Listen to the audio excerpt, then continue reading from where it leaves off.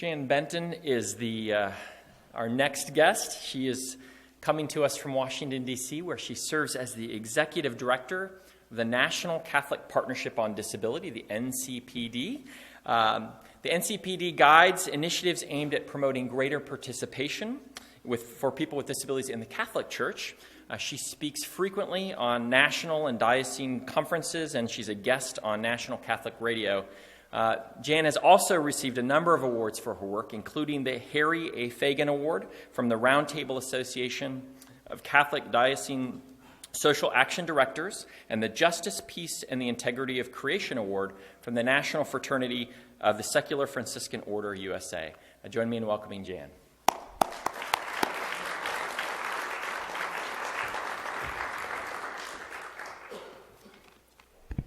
Thank you, Eric. It's really a joy to be here today.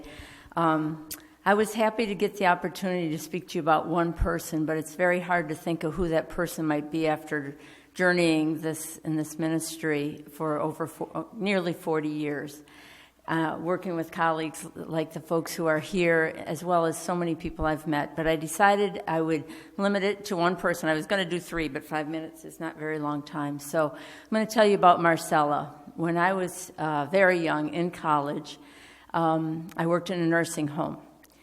And Marcella was one of the residents, one of the people who lived in the home. And since I can't project it, I want to paint a picture of who Marcella was. She had rheumatoid arthritis. And I want to back up and just say, I didn't know anything. I was really young. I didn't know anything. And we were not trained. And that's important to know, I think, because it's terrible that they put us in to work with people who are so vulnerable, and we didn't know anything, and I was 18. So Marcella had rheumatoid arthritis, laid in bed.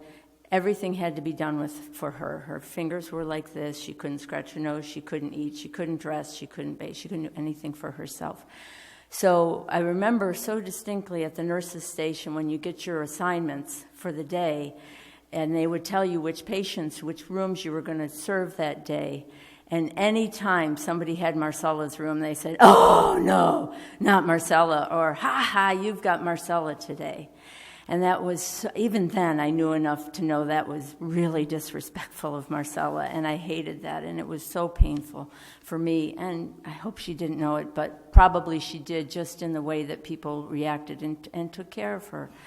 But she and I got to be friends, and she was lovely. She told wonderful stories. I really enjoyed getting to know her and just serving her as best I could. What was important, I came to find out she was Catholic, as was I. And again, you got to remember, the only way she got up out of bed was if we used a Hoyer lift to get her up and into her chair and into the bath, and that was it. And for the most part, she was in bed all day, lying on her back with us feeding her. And she told me she prayed the rosary.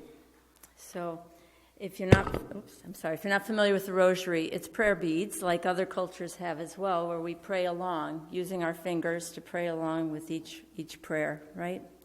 So I'm sitting there in my naivete saying, how in the world does she pray the rosary? How does she do that with her hands? And she said, well, look up, Jan. And there were tiles in the ceiling. And she prayed the rosary with the tiles, counting the tiles. So that was a really good lesson in access. I learned a lot from Marcella because you don't have to do a lot. I mean, sometimes we try to make access so complicated, and sometimes it really isn't. And it's really important to talk to the person because they know best what their needs are and how they can be best accommodated. So the lessons, I learned a lot of lessons. Oh, and the part of the thing is, when I was getting to know Marcella and we were in relationship, Eric talked about that. That is for me, the key. If you don't take anything else away today, I think, please, relationship, because that's what it's about, is coming to know and care about people and being respectful. So some of the lessons I learned from Marcella were the dignity of every person. Seeing the person, not focusing on the disability. It didn't matter. She was Marcella. She was a neat lady. Be aware of how vulnerable people are. She was so vulnerable, and so many people, and are really at risk, and you've got to be respectful of them. as I said, just be open to the person that you meet and to their own dignity. Access isn't as complicated as you want to make it. And I want to close with a quote that I just learned 2 days ago, thanks to Jeff McNair, God bless him. And it's a quote from Howard Thurman, who wrote a book called Jesus and the Disenfranchised. And I think it really points out what I'm hoping that you'll take away. People should be the subject of relationships, not the object of programs. So don't worry so much about programs. Worry about knowing people. Thank you.